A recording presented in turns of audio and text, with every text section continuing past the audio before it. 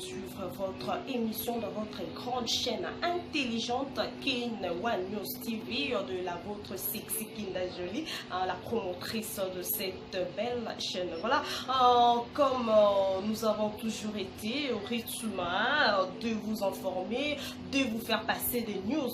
Aujourd'hui, fidèles téléspectateurs, chers internautes, nous allons aborder un très bon sujet avec Monsieur Kalonji, qui est journaliste présentateur de l'émission Canal Presse et de l'opinion, qui est aussi analyste, bien sûr. C'est avec lui nous allons aborder ce très bon sujet qui est la liberté de presse en République démocratique du Congo. Pourquoi c'est très bon sujet? Nous avons compris que les journalistes, ils sont délaissés, frappés, torturés, enlevés même. Tués, si je peux dire, c'est avec lui. Il va un peu pousser ses raisons, donc journaliste, analyste politique. Et on se retrouve tout juste après pour la suite de cette émission. Suivez. Voilà, nous allons présenter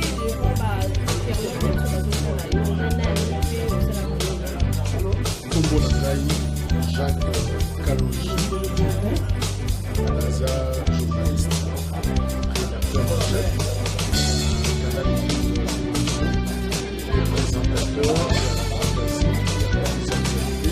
Canal Presse,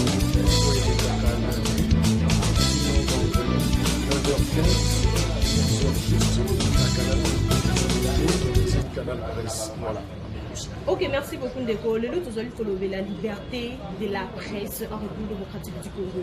De est-ce que liberté il y a presse na Katiambo Kalabiso est respectée comme telle? Globalement, liberté de la presse dans le Kalabiso est totalement respectée. Ils ont totalement écrasé parce que dans la loi la 1996 où ils ont organisé presse dans le Canabiso, mais seulement de comprendre que de part et d'autre ça dépend de l'humeur, il y a un régime chaque régime ce qui a lié a besoin de inféoder presse à na poche. Et je crois que liberté et la presse, et ça, moi, dérapage, dérapage, dans la région Union Sor, Mobutu, Laurent Désiré, Joseph Kabila, qui l'ont négé aux alliés, Awa, dérapage, par rapport à la liberté et la presse, mais ils n'ont pas aussi grave que les gens Donc, en tant que présentateur, il y a une émission. Il y a une analyse politique. En tant que journaliste, je crois qu'il y a des petits problèmes. Il faut noter par exemple, tant que ça marche, pour il y a troisième mandat, il y a le président Kabila, tout ça qui est intérêt, la presse internationale, locale, pour la Moussa Nabiso, reportage. On a été sévèrement tabassé, bêtement sérieusement, jusqu'au point que dans un même problème, il y a articulation et le beau. Le beau vraiment la problème makasi téléphone babotola bapandi yango na misu nanga. Voilà, c'est ça. Que je me suis présenté en tant que tel comme journaliste, mais on m'a sanctionné, traité tout en sachant que j'étais journaliste. Donc c'est vrai que moi dérapage des alliés, mais ce qui est vrai, c'est pas totalement noir, c'est pas non plus totalement blanc. Mais seulement, il y a la liberté de la presse dans le Canabiso, et aussi pour contextualiser un go, pour actualiser un go, parce qu'ils ont présenté mon insuffisance et belé, ils ont peut-être moins réforme et quota la sens. Donc voilà un peu le tableau, on n'a pas trop positif, pas trop négatif, mais ils ont moins mitigé par rapport à la bilan autour de la liberté de la presse. Ok, Ndeko Jacques Kalonji, pour les journalistes, vous êtes victime d'un coup insulte et puis le décrapage. Simplement parce que Moussala, tout ça, il arrange la penza pour tout le monde. Ok. On est dans un pays africain, et si au moins dictature est alliée. Alors, si la dictature est alliée, Moutazo Linga ma bé, mais en cachette, pas monde aïe. Or, journaliste Moussala Naye, c'est collecter, traiter et puis diffuser. En fait, diffuser ça, qu'on panza sango, c'est-à-dire qu'on bimisango pour l'élé. On a d'ailleurs un langage vulgaire, le journaliste est somni. C'est-à-dire, le sali na ngana kozwa yango na chaîne sur la place publique bateau baboma qui aussi Mukendi par exemple souhait na bango ezalaki que likambo ya Russie eyebana te personne n'en parle ezalokola une mort ordinaire normale mais bateau bazwi image ndenge licence ekotie na nzoto ndenge azokata motema biso tozomona ntango tie yango na place publique bateau basalaki yango naturellement bakozala d'accord na yo te soki osali investigation 15 millions omona na te na mboka ya basociété pétrolière journaliste aye amene bainvestigation abimiseli yo rapport alobi tala boyeboyeboye mutu yango kozala impliqué na likambo wana est ce que ozala d'accord na ye voilà la difficulté c'est-à-dire le journaliste dans une démocratie il gère il indispose. Dans une dictature, je peux dire, Azo est indisposé, Azo gêné. Ce qui fait que tu te fais des ennemis. Mais seulement à l'école, on nous a appris que le journaliste n'a pas d'amis, le journaliste n'a pas d'ennemis. Donc tu te fais des ennemis simplement parce que nous salanayo, professionnalisme nayo, tu dénonces aux abonnés. Par exemple, dès qu'on a vu sur Moukébay, c'est un journaliste de formation et d'expérience. Mais quand il se lance dans l'investigation en train de dénoncer Bamakam, naturellement, Makambouana est indisposé. Ce sont des vérités crues. C'est là où il est maintenant. Donc c'est pour dire que Moussala est un journaliste, mais Moussala est PTT, surtout quand vous êtes dans un pays Oyo, et alors là-bas, c'est qu'il y a dictature Oyo, et Zobunda peut qu'on a réellement des États démocratiques et des États de droit. Donc ce n'est pas facile. Voilà pourquoi tu auras toujours Bamakambu, c'est vrai. D'abord, il y a aussi une vague génération de journalistes peut-être sans professionnalisme, respect à la norme, ils exagèrent, ils déconnent un peu par rapport à un principe déontologique et éthique qui y a métier, ce qui fait qu'ils s'exposent dans ma campus. Journalistes militants, ils tombent dans le militantisme, journalistes avec couleur, journalistes qui fait des choses peut-être qui ne sont pas professionnelles. Victime Oyo, mais naturellement partout au monde, un journaliste a une disposaka, un système mafieux, système dictatorial. Donc voilà, en fait, source à malheur dans mission. Mécanisme n'est beaucoup de côté en place pour la base à la sous-souté la victime, il y a Makambouana, Kobeta, insulte, kidnappage. Mécanisme de et sa sécurité et journaliste et professionnalisme et là on a la dosso sois sûr que nous allons dans le nord je suis irréprochable kolingate sur baye ko kangayo na kingo ba mona ba faille le journaliste effectivement tu as gaffé tu n'as pas respecté la déontologie là il y a un problème donc professionnalisme nanga et ça d'abord ceinture de sécurité il y a liboso deuxième ceinture ezali la loi. Il faudra que la Katia Mboka, tous à la loi Moko Oyo, journaliste à sécuriser. Ce qui loi wane ezali za pour sécuriser journaliste, ça moto bazo kabayete la volonté à battre. Muta sala na ye o yali. Des fois on voit. Et là au moins zo salema awa journaliste aye, ce que le journaliste na soda na yebate so za na problème. Ba yo na la télé. Ogongo ya moko nzimbote mbote. Tout ça, sur la caméra, boum, soldat, réflexe changé. Menace. Oh, et ça, par rapport à Yakala. Ils ont par rapport à Yakala, il est là où tu le bas. Journaliste à Genaka, journaliste à Makambu, journaliste à Salakaboye, voilà. Alors, tant qu'on monier à ça prépoise ça la moussa naïe, automatiquement, service à sécurité, pour pas se sentir dérangé. Donc, la première des choses, il faudra une loi. La loi, par exemple, et sa loi, il y a accès à l'information. Difficulté pour les journalistes, c'est deux fois ils ont accès à l'information. Nous avons dit l'exemple, il y a 15 millions. Ce que les journalistes, c'est qu'on a roba, pièces, on a vérifié. Parce que des fois, les gens nous critiquent. C'est pas professionnel, vous dites des choses à la télé sans pourtant vérifier. Ce qui n'a le dit, ok. Nabi mana qui est ce information. Le problème c'est que Robam se repose réponse. On est là à disposer. Nous tout le monde peut se répondre à ça. Sauf qu'il y a la présidence, ok ne voyez pas. Pas comme besoin de la présidence. Qui va te faire passer? N'a mon directeur de cabinet. Vous voyez. Boîte noire na Sankuru. Les autres monde na ta vie pour. Nani au journaliste matin avion ba kena kuna boti ko sala enquête. Bino moko s'appelle lecture na bilalika. Nani D'accord, ce qu'on met qui n'a caméra côté dans la zone, je sais pas, ce qu'on vous allez voir. Tu vois, cette méfiance-là, il faut une réglementation. Journaliste, ça, dans la liberté, on a accéder à l'information et je crois que vous allez là comment malade. Et moi, il y a pas de problème, mais les journalistes, peut-être il y a souka moyen. Nous travaillons, la loi prévoit la subvention à la presse. On n'a jamais subventionné la presse. Nous avons affaire à une presse pauvre. Je suis pauvre.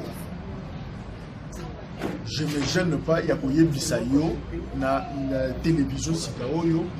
Je suis pauvre. C'est un métier à haut risque. Il y a un souvent corrompu les journalistes politiques. Mais justement, ce qui me dit que la corruption, journaliste sont corrompus, mais sous une autre façon, c'est un peu plus propre, pas la bicho parce que, comme il y a le terme, sous coupage. Mais en réalité, nous avons le droit et nous avons bon ce qui nous a monique, c'est que 15 millions de euros et que yo y est aussi ici que ça une interview aux 1000 $, 200 $ au Pessinga. Tu penses que le traitement n'a pas d'information. On retire encore sur eux et puis il y a en France. À tout moment, tu peux m'appeler au Pessinga la carte de visite, tu peux bien à tout moment. Na yebi à tout moment on a soumis na yé na position 1000 mususu. Est-ce qu'il y a un papier na comment m'appeler pour na yé?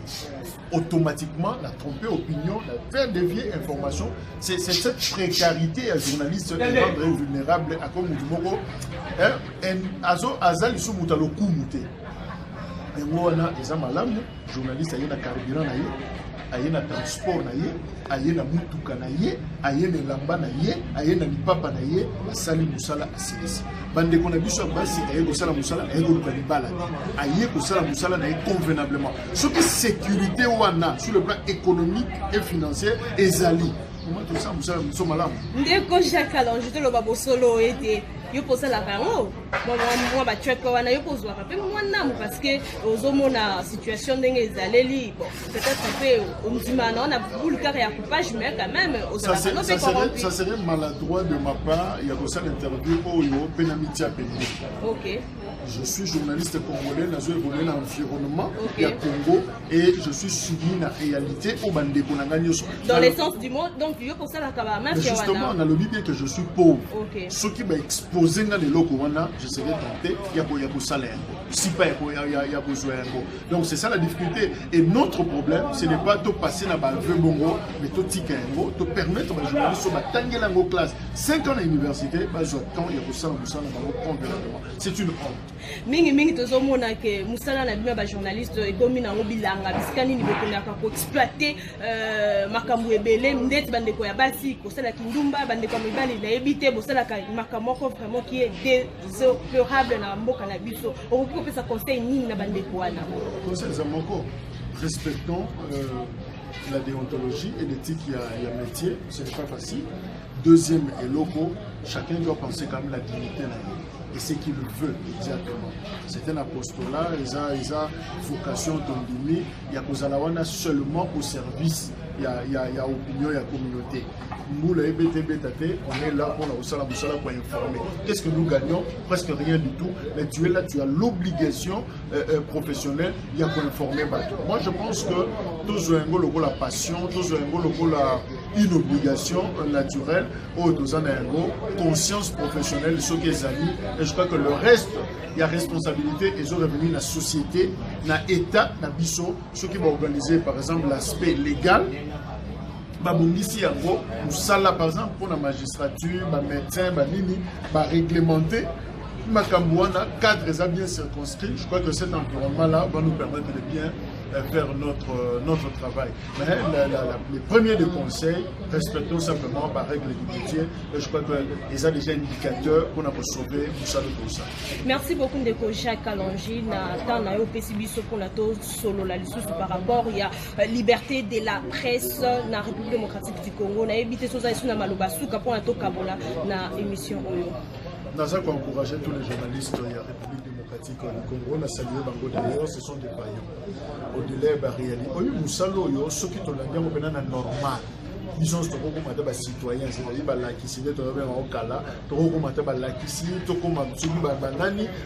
est-ce que nous avons que presse na Congo est comme la voie de disparition. Tous les journalistes, le site électoral Nyonso, parce qu'on a un candidat. Ceux qui ont une élection, pour ce cas, Jacques Kalonja comme candidat, bourgmestre, candidat, je sais pas, chef du quartier. Ça pose un problème. Qui va rester dans le métier? Si tout le monde comprend que ce métier-là, c'est la pauvreté, bah là, les gens pensent qu'on peut réussir sa vie en politique. Si tout le monde parle, les autres nani journaliste, mais ceux qui lobby nango, élection locale de Salami, toka na boulot élection locale de Salami, na commis candidat, on a autre question. Et si tous mes confrères ont besoin d'un commis candidat, joli que na commis candidat, qu'est-ce qui va se passer? Tu vois? Donc moi je pense que sécurisons les métiers, topé ça ma coquille et que Batoula ça la fière. Je reste dans mon métier et je suis fier d'être journaliste. Mais si on donne l'impression que la vie c'est au Parlement, la vie c'est à l'Assemblée, la vie c'est au Sénat, finalement il n'y aura plus rien dans le métier pour une fois. Mais je crois qu'on peut encore être fier d'un métier d'Abisso. On a des ponts, on a des professionnels, on a des gens qui ont sa dignité et je me permets de saluer parce que dans le contexte de Congo, pauvreté, insécurité, mais il y a quand même des gens qui prennent des risques. Il y a pour ça, peut informer objectivement. Je crois que ces gens-là, poussent chapeau, on a profité d'un micro, on a salué, bravo, on a salué Moussala, ça ne sert à rien, toi, en filier, c'est à Libanda. Mais ici, chez nous avons des valeurs. Merci beaucoup, monsieur Jacques. Merci, maman. Voilà, très chers internautes, là, vous venez de suivre l'intervention de M. Jacques Kalonji, de l'EMI. Franchement, c'est déplorable de voir, nous les journalistes, comment nous sommes en train de manigancer des choses. Et ça passe, le lot, journaliste est belé, tu as qui dans Moussalo, tu as travaillé, le lot nous a souligné, la commission peut-être leader, au kosi population congolaise, comment on atteint le parlement, fimou chicote. Tu as comme nous appelé l'eau. L'obé aux alais qui toujours n'a si ma peuple. Le lot commis ministre, au balouki, aux alais qui journalistes, des journalistes, députés, ministres. Au monde na kalisu sukoute na base. De là pour moi kumisa fati béton. Bon wangani Kabila. Si Kabila yenda zaki présidence.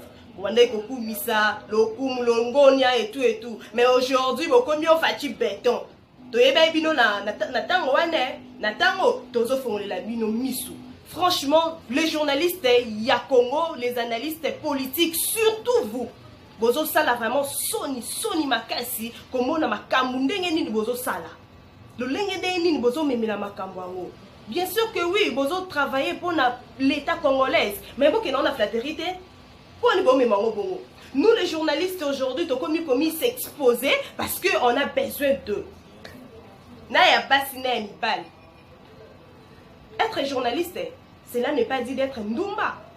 Cela n'est pas dit d'être ce qui peut mouler, vieux. Donc on peut seulement checker, moi message information, moi qui est très important pour dire au lobby en monté parce que au final qui est déjà. Matolo, bisona matolo. Oh JC, oh JK, oh Orlik et qui s'assit mon pao, my boss. Ayo kabiso, bisona de bongo. Donc au final. Et puis, pas Orly qui s'assit, on a obimisa sous news ne exacté. Pour Anini, na lia kakuna. Ojika depuis Johannesburg avait dit mon vieux ne boss Mikolo, mais patron solo ne carré pas nao. Je sais qu'on est à saler loco, moi loba, on le menine. Pour vous et Kangamia, ya wuli mouche et écoute Kodamboka. Kodamboka. Et comme on n'a pas journaliste, on n'a pas chanteur, mais tout ça dans la position de journaliste. Ya Willy Mouché, Nicolas Mboka. Oh papa Willy Béton. Oh Béton, Tolembi. Tout ce qui est flatterie, tout ça, ça n'a biso. Tolembi vraiment flatterie dans Moussalo. C'est vraiment notre métier. Alors, ça vaut la peine d'être mendiant, hein? Restons positifs. Il faut être sûr de vous. Hein? Tolingi trop kiloko son kolia bilialia ya wana les autres biso minoko point to loba ce qui est vrai ou ce qui est mauvais to loba ondeni trop de matolo.